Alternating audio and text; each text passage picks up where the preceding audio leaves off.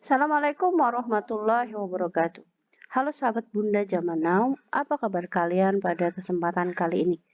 Seperti yang saya sebutkan pada video saya sebelumnya, di mana saya akan menjelaskan mengenai konsistensi antara dokumen Survei Sosial Ekonomi Nasional 2023. Sebenarnya tidak hanya di 2023, di tahun-tahun sebelumnya konsistensi ini sudah ada. Jadi di Survei Sosial Ekonomi Nasional itu sebenarnya ada dua dokumen, yaitu dokumen KP dan dokumen K. Nah, di video saya sebelumnya sudah saya jelaskan mengenai dokumen K. Apa saja pertanyaan di dokumen K? Dan untuk di video ini akan menindaklanjuti dari video sebelumnya, di mana di sini akan saya kasih tahu bahwa dokumen KP itu amat sangat ribet. Amat sangat ribet. Kenapa? Karena semua yang kita konsumsi dalam jangka waktu seminggu yang lalu dipertanyakan dalam dokumen KP. Di halaman awal dari dokumen Survei Sosial Ekonomi Nasional 2023 nanti, teman-teman akan melihat gambar seperti biasa seperti di dokumen-dokumen lain. Ada nama dokumen, terus keterangan tempatnya, lalu keterangan pencacahan, dan Blok 3 ini banyaknya ART dan pemberi informasi dan jumlah komoditas yang terisi. Artinya nanti ini jumlah komoditas ini kita akan salin dari kumulatif dari pertanyaan-pertanyaan yang ada di halaman-halaman berikutnya. Itu di blok 3. Nah, kita ketika masuk ke blok 4, ini mulai pertanyaannya mulai menjurus. Teman-teman perhatikan di sini, awal masuk blok 4 itu kita akan bertemu dengan yang namanya waktu mulai wawancara. Seperti di dokumen K, di dokumen KP ada waktu mulai wawancara dan waktu berakhirnya wawancara. Waktu mulai wawancara ini kita isikan jam berapa, menitnya, menit keberapa dari ketika kita melakukan pendataan survei sosial ekonomi nasional di suatu rumah tangga. Nah, di pertanyaan yang ada di halaman 2, ini adalah pertanyaan yang mulai menjurus kata saya tadi. Menjurus dalam artian apa yang kita konsumsi dalam seminggu terakhir itu ditanyakan. Seminggu terakhir kita makan apa saja. Dan kalau kita lihat di sini ada dua sumber. Yang pertama itu apa yang kita makan dari hasil kita membeli, dan satu lagi ini harusnya di sebelahnya, tapi kalau di soft file ini ada di halaman berikutnya, itu berasal dari produksi sendiri atau pemberian. Jadi komoditas yang ada di sini harus kita isikan di dua bagian. Satu dari kita membeli, satu dari kita diberi orang atau dari hasil kebun kita sendiri. Nah, pertanyaan yang pertama adalah mengenai konsumsi beras padi-padian, dari beras, jagung, tepung terigu, terus padi-padian lainnya. Nah, lalu ke umbi-umbian, ini juga ditanya, ada nggak seminggu yang lalu kita makan yang disebut di sini, seperti ketela pohon atau singkong, ubi jalar, sagu, talas, keladi, atau kentang, ataupun gaplek, ataupun umbi-umbian lainnya. Ini ditanyakan dalam jangka waktu seminggu, ada nggak makan ini? Kalau ada, itu kita dari membeli atau kita dari produksi sendiri atau dikasih orang. Ini di blok A dan bagian A dan bagian B. Dan bagian C kita ditanyakan ada nggak mengkonsumsi ikan, sejenis ikan-ikanan, mau ikan segar maupun ataupun ikan basah. Lalu ada juga kita ditanyanya nanti mengenai ikan yang diawetkan seperti ikan asin, ikan teri, dan sebagainya. Dan itu pun sama. Untuk ikan ini ditanyakan apakah ada kita membeli, makannya itu dari kita hasil membeli, atau kita mengkonsumsi ikan itu dari hasil dikasih orang. Ini dalam artian kita membeli mentahnya ya, bukan kita membeli dalam bentuk makanan jadi. Karena kan makanan jadi ada tempatnya sendiri untuk di dokumen ini. Lalu di bagian D adalah jenis daging. Ada daging apa yang kita konsumsi dalam seminggu terakhir. Daging ini juga sama, apakah dari pemberian atau dari kita membeli sendiri daging tersebut lalu kita masak. Lalu di halaman berikutnya ada yang namanya konsumsi telur dan susu. Nah, konsumsi telur dan susu ini dalam seminggu terakhir ada nggak kita konsumsi? Kalau ada, itu ditanyakan, itu dari kita membeli atau kita dari produksi sendiri atau malah kita dikasih orang. Seperti telur, mungkin telur ayam kampung kita punya ternak. Nah, kita konsumsi telur ayam kampung, tapi dari ternak kita sendiri yang ada di belakang rumah. Maka ini akan terisi nanti di bagian produksi sendiri. Lalu kemudian pertanyaan berikutnya ke sayuran. Sayuran apa yang kita konsumsi dalam seminggu terakhir? Ini sayuran semua diakomodir di sini. Ketika tidak ada, kita bisa memilih ke jenis sayuran lainnya. Di sini juga diakomodir untuk sayuran lainnya. Dan sama, untuk sayuran ini kita juga ditanya, ini konsumsi sayur dari sayuran dan bawang, termasuk bawang merah, bawang putih, dan cabai ini kita dapatnya dari membeli atau dari kita produksi sendiri atau malah dikasih orang. Itu juga sama untuk pertanyaan mengenai konsumsi pengeluaran bahan makanan dan bahan minuman ini. Lalu ada kacang-kacangan, di mana di kacang-kacangan ini kita ditanya ada konsumsi tahu, tempe, kedelai, atau kacang tanah tanpa kulit. Nah, ini juga sama, apakah kita ada mengkonsumsinya dari hasil kita membeli atau malah kita diberikan orang. Nah, di bagian H ini adalah masalah buah-buahan, buah apa yang kita makan. Lalu di bagian I adalah minyak dan kelapa. Jadi kita masak itu pakai minyak, seberapa banyak dalam seminggu terakhir itu ditanyakan di dokumen Survei Sosial Ekonomi Nasional 2023 bagian KP. Nah, setelah minyak adalah pertanyaan berikutnya adalah bahan minuman. Bahan minuman ini seperti gula, teh, kopi, kopi instan, atau madu itu terakomodir di sini. Nah, di sini juga ditanya kita dari produksi sendiri atau malah kita membeli. Nah, di sini di K baru pertanyaan yang menurut kita mungkin agak aneh ditanyakan.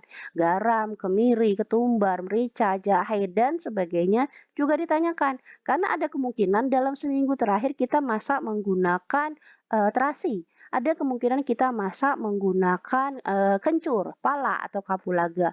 Nah, di sini ditanyakan. Dan yang pasti harus terisi di sini adalah garam. Karena tidak mungkin dalam suatu rumah itu tidak mengkonsumsi garam. Karena itu adalah kejadian yang sangat langka. Nah, lalu di L adalah bahan makanan lainnya seperti mie, kerupuk, bubur bayi, dan lainnya. Di sini juga sama, ditanyakan apakah kita membeli atau dikasih oleh orang lain. Itu baru sampai ke halaman 11. Di halaman berikutnya, kita ditanyakan mengenai blok 4 bagian 1 adalah mengenai makanan dan minuman jadi yang kita konsumsi. Jadi, makanan dan minuman jadi ini banyak.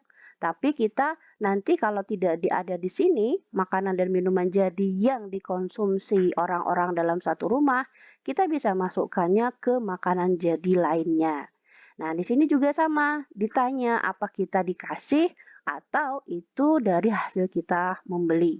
Karena ada kemungkinan kita dikasih seperti kita rewang di tempat orang hajatan atau kita kondangan. Nah, itu kan ada makanan jadi yang kita konsumsi yang berupa diberi orang gitu. Jadi kolomnya nanti di bagian pemberian. Nah, di bagian ini juga ada pertanyaan mengenai rokok. Nah, untuk orang-orang yang merokok, pertanyaan rokok ini diakomodir di sini. Karena di sini makanan dan minuman jadi ini sebenarnya ditanyakan untuk semua orang yang ada di rumah. Artinya per individu. Per individu yang ada di rumah ditanyakan dia ada konsumsi makanan jadi apa seminggu yang lalu. Jadi ketika ini ada 6 orang dalam satu rumah, maka di makanan jadinya ini akan terisi di 6 lembar atau 6 bagian dari yang bagian kiri atas ini. Ini halaman berikutnya masih mengenai makanan jadi tadi karena diakomodir untuk beberapa orang yang ada di rumah sudah disiapkan dalam dokumennya. Lalu di pertanyaan berikutnya itu sudah menjurus ke yang namanya barang keperluan rumah tangga. Kita lihat di bagian berikutnya adalah barang keperluan rumah tangga. Nah, di barang pengeluaran rumah tangga inilah konsistensi dari dokumen K ke dokumen KP itu dimulai. Misal, ketika di dokumen K diisi bahwa dalam rumah tersebut adalah rumah milik sendiri, maka di sini kita juga harus isi milik sendiri dan yang kita isi hanya di rincian nomor 200 saja, yaitu rumah milik sendiri. Jadi harus sama isian ini 199 ini dengan dokumen K di halaman perumahan. Itu harus sama. Jika di K-nya itu milik sendiri, maka di KP juga harus milik sendiri. Lalu kemudian, ketika di K ada listrik, artinya di KP di 205 ini harus ada listriknya. Berapa kWh yang dipakai sebulan yang lalu. Ini sebulan terakhir KWH-nya berapa. Dan kalau kita perhatikan, di bagian pengeluaran barang bukan makanan ini yang ditanyakan bukan seminggu yang lalu, tapi sebulan terakhir dan setahun terakhir. Berapa sebulan terakhir dan berapa setahun terakhir. Dan ketika dia di bold abu-abu seperti ini artinya tidak perlu diisi. Yang diisi hanya yang tersedia kotaknya saja. Nah, ketika listrik tadi, listrik ditanyakan sebulan terakhir habis KWH-nya berapa. Nah, dari KWH tersebut, berapa uang yang dikeluarkan untuk membayar listrik tersebut selama untuk sebulan terakhir. Nah, lalu kemudian ketika di K, K itu isinya adalah dia konsumsi air minum atau untuk mandi dari air pump, maka di sini meter kubik untuk air pump juga harus diisi. Dan 208 mengenai berapa bayaran pumpnya sebulan terakhir juga harus diisi. Nah, untuk generator ini biasanya jarang terisi karena tidak setiap rumah punya yang namanya generator atau genset. Tapi ketika di K ada genset, maka 209 sampai 214 harus ada isian. Nah, lalu di 42 bagian 215, di sini ketika di dokumen K ada yang namanya kendaraan bermotor seperti motor, mobil itu, maka di 215 sampai 223 harus ada isian. Salah satunya harus ada terisi. Dalam artian bensin ketika bahan bakarnya itu berupa Pertalite atau Pertamax, maka rincian 215 harus terisi berapa liternya. Dan 216 berapa duit atau berapa uang dari berapa liter pemakaian Pertalite atau Pertamax-nya selama sebulan terakhir. Nah, lalu untuk minyak pelumas, ini karena juga ditanyakan, ini dalam waktu kurun setahun terakhir. Jadi ketika logikanya, ketika mereka itu punya kendaraan bermotor, harus dalam 1 tahun terakhir tidak mungkin dia tidak ada mengganti yang namanya minyak pelumas. Nah, dan di sini ditanyakan, berapa setahun terakhir, berapa liter minyak pelumas yang dipergunakan dan berapa uang yang dihabiskan untuk mengganti minyak pelumas tadi. Dan perbaikan dan pemeliharaan kendaraan bermotor juga setahun terakhir. Jadi dalam artian tidak mungkin motor itu tidak ada pecah ban atau tidak ada ganti spare part itu dalam setahun terakhir ini pasti ada penggantian. Tinggal kita tanyakan berapa habis perbaikan dan pemeliharaan kendaraan bermotor selama setahun terakhir. Nah, lalu untuk yang di rumah tangga tersebut ada menggunakan bahan bakar untuk memasak seperti LPG, gas kota, minyak tanah dan sebagainya ataupun kayu bakar, maka konsistensi dari pertanyaan 817 di dokumen K harus ada isiannya di dokumen KP di bagian mana tadi ya? Oh ya, di bagian ini 224. 224 ini harus terisi ketika 224 sampai 233. Ketika dia ada menggunakan LPG, maka LPG-nya sebulan terakhir berapa kilo yang dipergunakan untuk memasak? Harus terisi dalam kilogramnya, lalu uangnya berapa dari berapa kilo tadi. Lalu ketika dia masak menggunakan minyak tanah atau biogas juga sama. Dan ketika dia masih menggunakan kayu bakar pun ditanya, kayu bakarnya itu dalam sebulan terakhir uang yang dikeluarkan untuk membeli kayu bakar habisnya berapa. Tapi ketika kayu bakar ini tidak membeli, maka isian 233 juga tetap diisi, nanti akan berpengaruh di halaman belakang di bagian neraca. Istilahnya adalah bagian neraca atau untuk penyeimbang, di mana kita sudah memasukkan nilai kayu bakar ini, maka nilai ini akan kita keluarkan di bagian belakang. Lalu untuk keperluan kebutuhan lainnya juga ditanyakan di sini. Ada menggunakan penggantian bola lampu, pembersih lantai, keran, skrin listrik, obat nyamuk, korek api. Dan ini konsistensinya, korek api harus ada isian ketika di dalam rumah tersebut ada yang merokok. Harus ada isian. Setahun yang lalu habis buat beli korek api saja, berapa? Dari rumah tangga tersebut. Lalu untuk yang punya pulsa atau maaf, yang punya HP, maka pengisian di 236 sampai 236, 238 atau 239 harus ada isian. Dan ketika dia juga suka belanja online, nah di sini juga ada yang namanya biaya lainnya, di mana biaya pengiriman dari barang yang sudah dia beli dari belanja online tersebut. Ini baru di bagian depannya. Di bagian A. Di bagian B adalah barang-barang yang dipergunakan untuk keperluan mandi, yaitu dari sabun 241 sampai ke 245. Ini adalah sabun yang dipergunakan dalam sebulan terakhir, habisnya berapa. Ini sabun sebulan terakhir. Tapi untuk barang kecantikan itu ditanyakan itu untuk setahun yang lalu. Jadi untuk di rumah tersebut ada wanita yang umurnya di atas 10 tahun, biasanya harus ada yang namanya pengisian untuk pembelian pembalut. Karena mereka pasti mempergunakan ini setiap bulannya untuk mengakomodir ketika mereka sedang datang tamu bulanan. Nah, untuk di satu rumah yang banyak prianya, maka yang cenderung akan terisi adalah rambut, ongkos pangkas rambut. Karena biasanya namanya laki-laki itu dalam 2 bulan atau 3 bulan sekali pasti ada yang namanya ke tempat pangkas rambut untuk memangkas rambut, atau ketika dia rambutnya dipangkas oleh keluarganya, maka nilainya juga tetap harus diisi. Nanti akan kita diseimbangkan di bagian neraca lagi. Lalu ketika di rumah tersebut ada bayi, maka yang harus diperhatikan adalah pembelian tisu Pampers. Nah, tisu dan Pampers adalah biasanya untuk zaman sekarang adalah barang-barang yang wajib ada ketika di rumah tersebut ada bayi.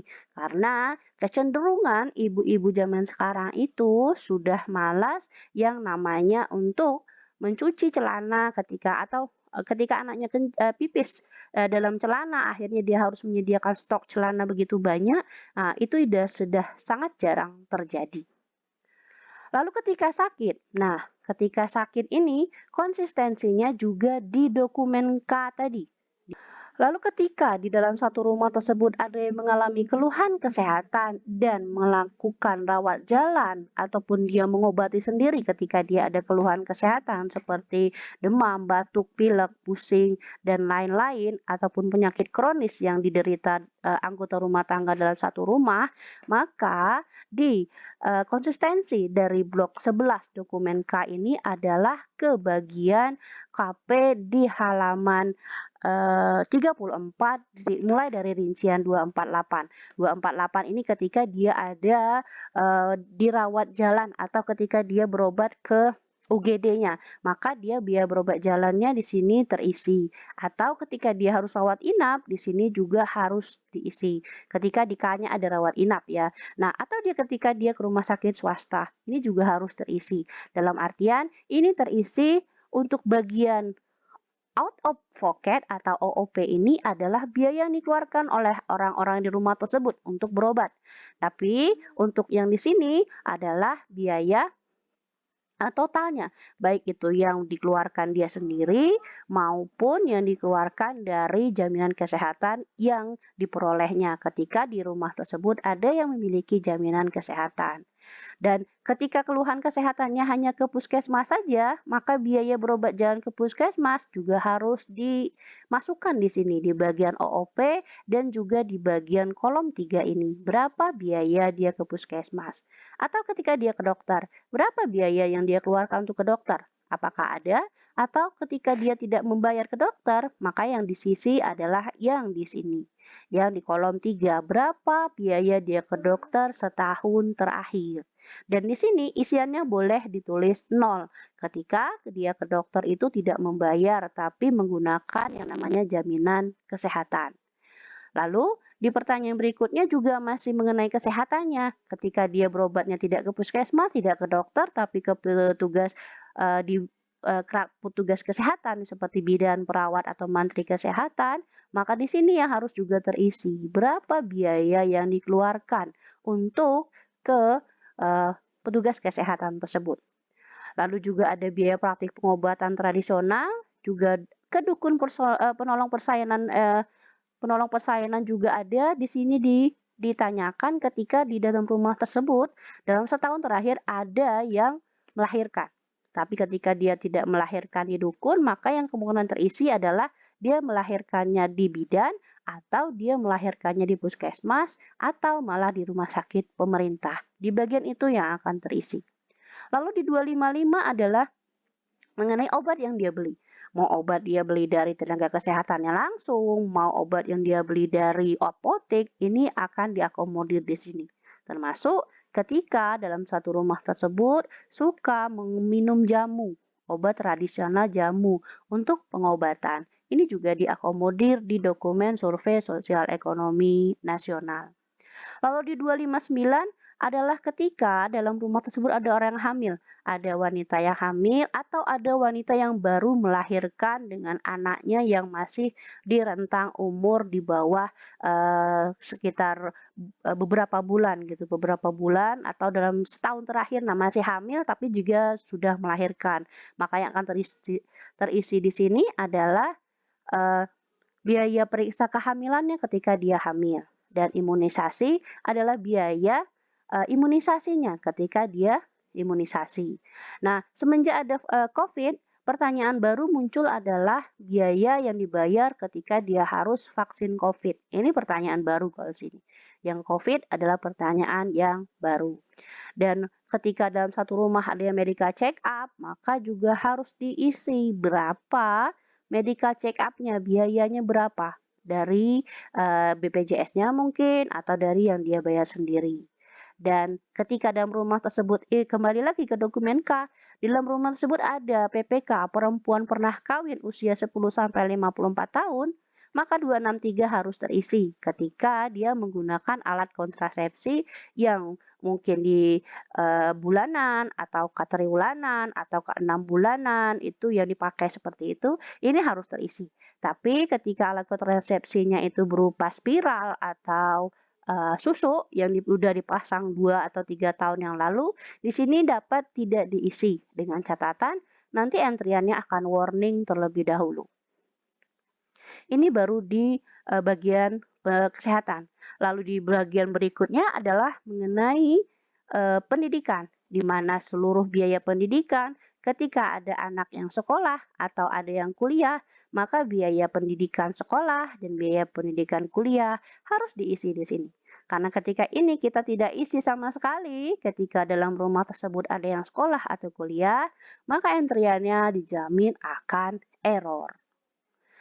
Lalu di 271 adalah transportasi kita. Transportasi apa yang pernah kita gunakan dalam setahun terakhir? Yang kemungkinan terisi biasanya adalah transportasi darat ketika kita naik ojek, naik taksi, naik Grab, atau naik kereta atau sewa mobil. Nah, untuk yang lain itu biasanya adalah sesuatu yang jarang terisi ketika rumah tangga yang kita datangi adalah rumah tangga yang memang jarang bepergian jauh-jauh. Lalu yang 274 di sini uang parkir. Kita parkir dalam setahun terakhir ini habis berapa sih? Nah, di sini juga ditanyakan, termasuk ketika kita bayar tol, berapa uang tol yang sudah kita habiskan dalam kurun waktu setahun terakhir.